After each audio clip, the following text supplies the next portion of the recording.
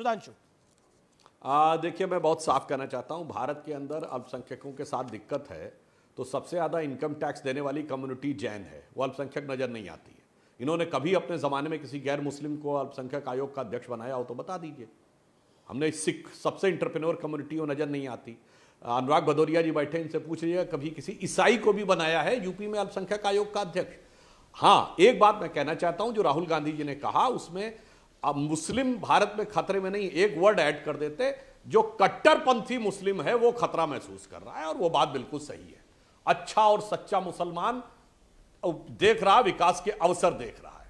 जो व्यक्ति इंटरप्रेन्योरशिप करना चाहता, बिजनेस करना चाहता है, वो मुस्लिम देख रहा नई संभावनाएं, और जो अपराधी और आतंकवादी उसे खतरा महसूस हो रहा है। बस एक शब्द उन्होंने शायद छोड़ दिया है, वो उन्हें समझ में नहीं आ रहा था। उनके जमाने में उन्हीं का जलवाए जलाल होता था, इसलिए वो ऐसा सोच रहे हैं। हम G20 में सिर्फ एक लाइन में कहना चाहेंगे, मान्यवर, ये यूनाइटेड अरब अमीरात और सऊदी अरब के साथ मिलकर हम सबसे बड़ा दुनिया का इंफ्रास्ट्रक्चर प्रोजेक्ट करने जा रहे हैं। ये आपको समझ में नहीं आ रहा। आप तो वो थे जो कहते थे राम मंदिर बनेगा तो मिडिल ईस्ट के कंट्रीज और सऊदी अरब तेल देना बंद कर देंगे। इधर राम मंदिर भी बन रहा है और सऊदी अरब में सबसे बड़ा इंफ्रास्ट्रक्चर का प्रोजेक्ट भी बनने जा रहा है, और अबू धाबी में भी मंदिर बन रहा है, और यूनाइटेड अरब अमीरात ने और सऊदी अरब ने और इजिप्ट ने और फिलिस्तीन ने, 4 बड़े मुस्लिम कंट्रीज जो मुस्लिम पॉलिटिक्स की धुरी माने जाते हैं, उन्होंने अपना highest civilian award Modi ji को दिया है। जनाब, ये अंतर है, हम किस ढंग से अपने विषय को अंतरराष्ट्रीय स्तर पर रखते हैं और कैसे आप रखते हैं, उसमें जमीन आसमान का अंतर है। वो दिख गया। जी अबे दुबे 40 सेकंड रिबटल, देन अनुराग भदौरिया 40 सेकंड। अबे जी, अमीश जी, जिस middle east European Indian corridor की बात करते हैं, अच्छी बात है, लेकिन वो सिर्फ सुर्खियां ना बनी रहे। मेरा आग्रह इतना है कि क्या मोदी जी ने बायलैटरल में अमेरिका से जीएसपी की बात की, जनरलाइज सिस्टम ऑफ प्रेफरेंस? जब अमेरिका से ट्रंप से गले मिले मोदी जी तो 1000 आइटम हम जो ड्यूटी फ्री एक्सपोर्ट करते थे अमेरिका को, उस पर प्रतिबंध लगा दिया। क्या प्रधानमंत्री जी ने इस बात की कि G20 की आड़ में, जानते बहुत बड़ा खेल हो गया। एग्रीकल्चर जो प्रोड्यूस अमेरिका के हैं उसको निर्बाध रूप से हिंदुस्तान में आयात की अनुमति दे दी गई। आने वाले समय में इस मुद्दे पर देश का समूचा किसान आंदोलन, ठीक है, तो ये इनका कहना है G20 में खेल हो गया है। एक बात और, एक आखिरी बात, अनुराग भदौरिया को लेके आने दीजिए मुझे, अनुराग भदौरिया को लेके आने दीजिए। Anurag you made your point. Anurag Bhadauria, let me get Anurag Bhadauria. Anurag Bhadauria, मैं अखिलेश जी को पढ़ रहा था, उन्होंने बोला विदेशी मेहमानों को तो सोने की थाली में 56 भोग परोसे, देश के करोड़ों लोगों को बस 5 किलो अनाज के भरोसे है। अब आप मुझे बताइए अनुराग जी, घर में खाना थाली में खाते हैं या पत्तल में खाते हैं आप अपने? अब बोल लूं मैं, मुझे पूरा विश्वास है मेरा कि आप मुझे नहीं टोकेंगे, जैसे आप सुधांशु जी को सुन रहे थे। हाँ, तो मैं ऐसे ही बोल रहा हूँ। सवाल सुधांशु जी ने कहा कि जनता नई संभावनाएं तलाश, सुधांशु जी ने जो कहा वो कह नहीं पाए।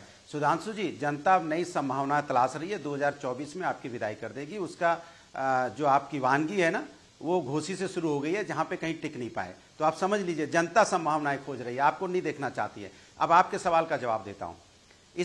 जिस तरह से अगर हिंदुस्तान में कोई भी व्यक्ति गरीब है या अमीर है या कमजोर है, मेरा हिंदुस्तानी है, मेरा भाई है। अगर गरीब है तो सरकार उसको पैरों पे खड़ा क्यों नहीं कर पाई? सरकार उसको ढकने की कोशिश क्यों कर रही थी? उनके सामने पर्दे क्यों लगाए गए? क्या वो हमारा खून नहीं है? क्या वो हिंदुस्तानी नहीं है? क्या हम उनको ढक देंगे जब कोई मेहमान आएगा हमारे देश के अंदर में? तो इसके मतलब कि आपने उनके लिए कोई काम ही नहीं किया। अगर आपने उनके लिए काम किया होता तो आज आपको पर्दा लगाने की जरूरत नहीं पड़ती। नहीं, ये जो बोला अखिलेश जी ने, आपका क्या कहना था? बाइडेन को चाय और रस खिला के वापस भेज देते?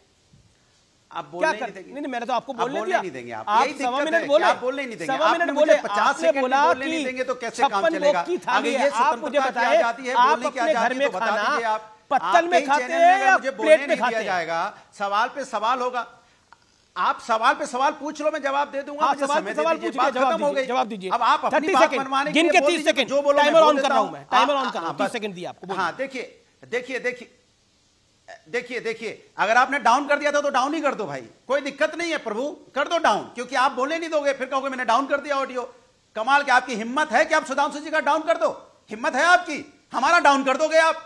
ये है, ये देश की स्वतंत्रता है बोलने में। देख लीजिए आप, देखो दर्शकों, हम बोलने लगेंगे तो मेरा ऑडियो बंद हो जाएगा, सुधांशु जी का बंद नहीं हो सकता। ये दिक्कत है। मैं कह रहा हूं कि देश के अंदर में अगर हमने अपने गरीबों को अगर उनके घर में हमने ऐसी व्यवस्थाएं की होती, उनको पैरों पे खड़ा होता, तो आज ढकने की जरूरत नहीं पड़ती और लोग जो हमारे चांदी की थाली में खाते हैं हमारे लोगों को भी खाने को मिलता। इसमें क्या बुराई है भाई? हम अगर ये मांग कर रहे हैं कि गरीब आदमी भी चांदी की थाली में खाए, गरीब आदमी को भी रोजगार मिले, गरीब आदमी भी शांत। 40 सेकंड हो गए, ऑडियो को अब डाउन करना पड़ेगा। ये निरंतर 2 मिनट बोलते हैं, फिर उसके बाद कुछ बोलते हैं। देखिए सुधांशु जी का ऑडियो डाउन नहीं होता, मेरा ऑडियो। सुधांशु जी 1 वर्सेस 3 कर रहे हैं। सुधांशु जी का ऑडियो डाउन कर दे, इनका ऑडियो आप इनको जितना मर्जी ऑडियो आप इनका ऑडियो खोल दो, लास्ट में शिकायत ही करते हैं। Okay sir, you made your point, आप अपनी बात को रखा, इत्मीनान से बात करिए। ओके सुधांशु जी मैं इनका फैक्चुअल जवाब देता हूं और एक्चुअल जवाब भी देता हूं। ये अखिलेश जी से मैं पूछना चाहता हूं, ये बेंगलोर और मुंबई में 5 सितारा होटल में जब ये INDIA घमंडिया की बैठक हुई थी तो पत्तल में खाना खाए थे क्या? एक कुल्हड़ में चाय पिए थे क्या? जवाब दे दो। या हाथ में दोने में लेके खाए थे? अरे भाई अब जब अपना टर्न आया था जवाब दीजिएगा। इसलिए सबको पता है, बोलने से पहले जरा ध्यान कर लेना चाहिए। और मैं यह भी बात बता दूं मान्यवर, वो जो हरे रंग का वो पर्दा लगाया गया था, मान्यवर आपको तो हरे रंग से एक अतीव प्रकार का प्रेम है, वो इसलिए नहीं लगाया गया था गरीबों को ढकना है।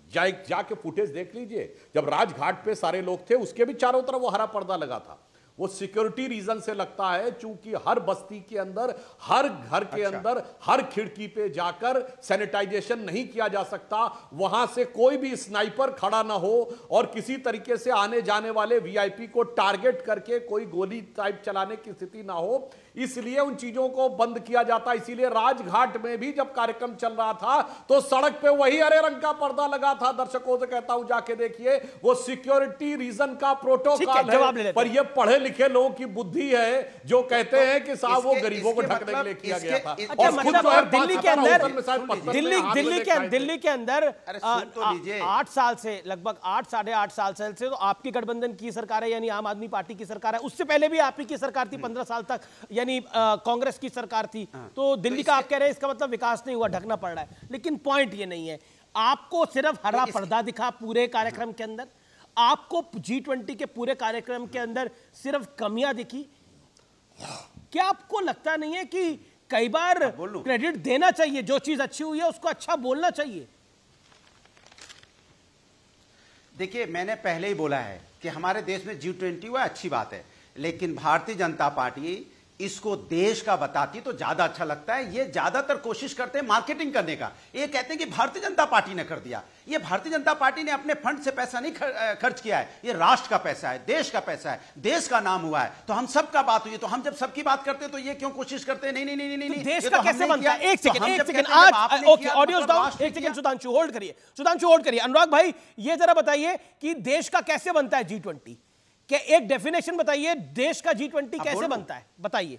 अब मैं आपको 30 सेकंड देता हूं, टाइम दिया। आप बोल लो, देश का G20 कैसे बनता है? हाँ, बोल रहा हूं। देश के मैंने बोला कि देश के अंदर में जो हमारा देश है विभिन्न प्रदेशों से मिलकर बना है। यहाँ लीडर अपोजिशन भी हैं, लीडर सत्ता पे भी हैं। जब सत्ता दल ये प्रोग्राम करा रहा होता है लोकतंत्र में, तो उसकी जिम्मेदारी ये भी होती है कि सभी दलों को बुलाने की कोशिश करे, सभी जो गणमान्य लोग हैं देश के अंदर में उनको बुलाया जाए, चाहे सत्ता पक्ष में हो चाहे विपक्ष में हो। जो भी इस देश के अंदर में सम्मानित व्यक्ति है, जिसका देश में कभी ना कभी संवैधानिक पद पे रहा है, उसे बुला के उसको इनवाइट करने में क्या दिक्कत थी? हमें तो नहीं लगता कोई दिक्कत होनी चाहिए। बुलाना चाहिए था, धर्मेंद्र यादव जी को बुलाना चाहिए था। फिर आपने देखिए, आपके साथ दिक्कत है कि आपसे गंभीर डिबेट हो ही नहीं सकती। अब आप कहां से कहां चले गए? गंभीर डिबेट हो रही है। तो आपने बोला ना कि गणमान्य लोगों को बुलाना चाहिए था। क्या पूरे देश के सीएम सर इनवाइटेड नहीं थे? सरकार के साथ क्या केंद्रीय मंत्री इनवाइटेड नहीं थे? अरे दिक्कत ये क्या, मैं आपसे पूछना चाहता हूं, यही तो मैं कह रहा हूं, कितने लोगों को, मैं वही आपसे पूछ रहा हूं, क्या सरकार ने उसको इतनी तरह से, जिस तरह से खुद को प्रमोट किया, क्या उन लोगों की? Sudhanshu reply, 30 second Sudhanshu reply, Sudhanshu Shah reply. बस शॉर्ट में जवाब देता हूं और मुझे लगता है अभय जी को भी मेरी बात के बाद जवाब देना चाहिए। देखिए, ये गवर्नमेंट का कार्यक्रम है, इसीलिए पहली बार ऐसा हुआ समस्त मुख्यमंत्रियों को बुलाया गया, जो अपनी अपनी पार्टी का रिप्रेजेंटेशन भी हो गया। पार्टियों का, पॉलिटिकल पार्टी में हमारे राष्ट्रीय अध्यक्ष को भी नहीं बुलाया गया। क्या नड्डा जी इनवाइटेड होते तब आप कहते? ये बिल्कुल डिमार्केटेड है कि जो गवर्नमेंट पोजीशंस में उनको बुलाया जाएगा, जो नॉन गवर्नमेंट पोजीशंस में उनको नहीं बुलाया जाएगा। और मैं पूछना चाहता हूं, ये बताइए 1983 में नॉन अलाइन समिट हुई थी, कितने मुख्यमंत्रियों को बुलाया था? चलिए, अभी 2010 में बैराक ओबामा आए थे, डिनर आयोजित किया गया था। नितिन गडकरी जी को बुलाया था क्या? जवाब दीजिए, नितिन गडकरी जी को बुलाए थे क्या?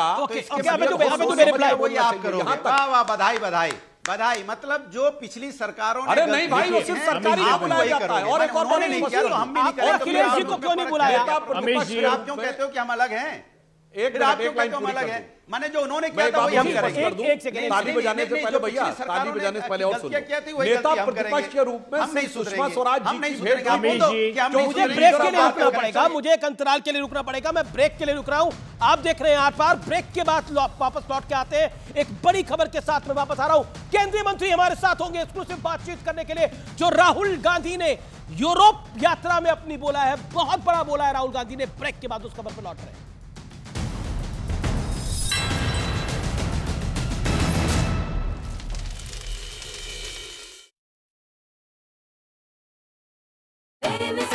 कनेक्टिविटी और आर्थिक गठजोड़ के जरिए आर्थिक विकास को बढ़ावा मिलने की उम्मीद है। इसके साथ ही इसे चीन की बेल्ट एंड रोड प्रोजेक्ट के प्रभावकारी विकल्प के रूप में देखा जा रहा है। इस महत्वाकांक्षी परियोजना का मकसद भारत, मिडिल ईस्ट और यूरोप के बीच व्यापार को बढ़ावा देना है। इसके साथ ही वैश्विक अर्थव्यवस्था का लगभग 1/3 हिस्सा रखने वाले क्षेत्रों को जोड़ने के लिए एक आधुनिक रूट तैयार करना है।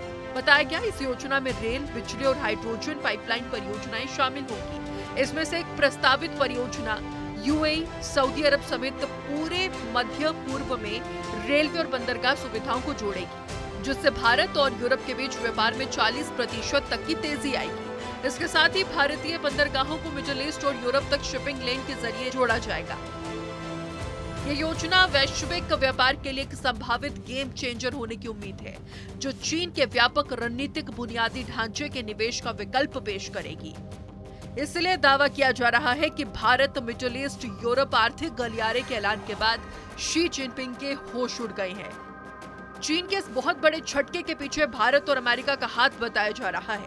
दावा है कि इन दोनों देशों ने मिलकर चीन के BRI प्रोजेक्ट का विकल्प तैयार किया और उसे दुनिया के सामने पेश भी कर दिया। इसकी सबसे खास बात यह है कि BRI की तरह इसके लिए 10 सालों का इंतजार नहीं करना पड़ेगा। बहुत जल्द कागजों पर नजर आ रहा ये प्रोजेक्ट जमीन पर उतर जाएगा। Forge a groundbreaking new partnership that will connect India to Europe, with the Middle East and Israel, with transportation by rail and by shipment through and energy supplies and digital connections that are going to open up untold opportunities for transformative economic investment through that on that entire corridor. जाहिर है कि Bharat, America और Saudi के गठजोड़ से तैयार हो रहा ये कॉरिडोर चीन की उम्मीदों और सपनों पर पानी फेरने वाला है। लेकिन जहां बात दुनिया की भलाई की हो, तो चीन जैसे स्वार्थी और विस्तारवादी देश को ऐसा झटका लगना लाजमी है। The global South's capacity to grow by sending, we're going to have a new railroad from India all the way across to the Mediterranean, shipping lanes and pipelines across the Mediterranean through Europe up into Great Britain and beyond. That's all about economic growth. It has nothing to do with hurting China or helping China. It has to do with dealing with everything from climate change to making sure that these countries can succeed economically and grow. इस project की घोषणा के 60 दिनों के भीतर इसका पूरा road map तैयार हो जाएगा, जिसके बाद इस पर सऊदी अरब में जमीन पर रेल की पटरियां बिछाने का काम भी शुरू हो जाएगा। G20 शिखर सम्मेलन का जिस तरह से शानदार आयोजन किया गया, उसके लिए पूरी दुनिया भारत की तारीफ में कसीदे पढ़ रही है। भारत ने G20 शिखर सम्मेलन का आयोजन इतने भव्य तरीके से किया जो आज तक नहीं हुआ, लेकिन पीएम नरेंद्र मोदी ने G20 शिखर सम्मेलन से अलग एक खास रणनीति के तहत चीन और पाकिस्तान जैसे देशों की नींद उड़ा दी। क्योंकि G20 शिखर सम्मेलन के दूसरे दिन मोदी ने फ्रांस, जर्मनी, कनाडा, तुर्की सहित कई अन्य देशों के राष्ट्र प्रमुखों के साथ द्विपक्षीय बैठक। मोदी की खास रणनीति ने उड़ाई पाकिस्तान और चीन की नींद।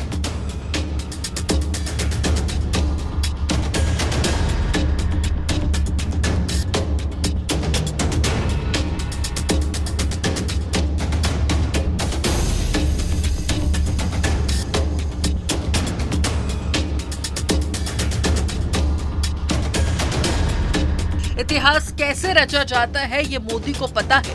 भारत का दुनिया में डंका कैसे बजाया जाता है ये मोदी अच्छी तरह से जानते हैं। और दुश्मन को कैसे दोस्त बनाया जाता है इसका फॉर्मूला सिर्फ मोदी के पास है। G20 शिखर सम्मेलन को लेकर दुनिया की निगाहें भारत पर ही टिकी थी। भारत कितने अच्छे तरीके से इस शिखर सम्मेलन का आयोजन कर पाता है, समूची दुनिया यही देखने के लिए टकटकी लगाए बैठी थी।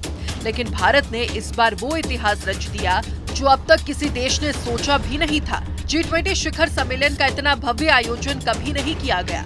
60 शहरों में 200 बैठकें कराना आसान नहीं, हजारों लोगों के डेलीगेट्स को पूरे देश में घुमाना आसान नहीं। लेकिन मोदी ने ये दिखा दिया कि वो है तो कुछ भी मुमकिन। चीन और पाकिस्तान भी टकटकी लगाकर भारत को निहार रहे थे, मगर इसी बीच मोदी ने खास रणनीति अपनाई और दुश्मन देशों की रातों की नींद उड़ा दी।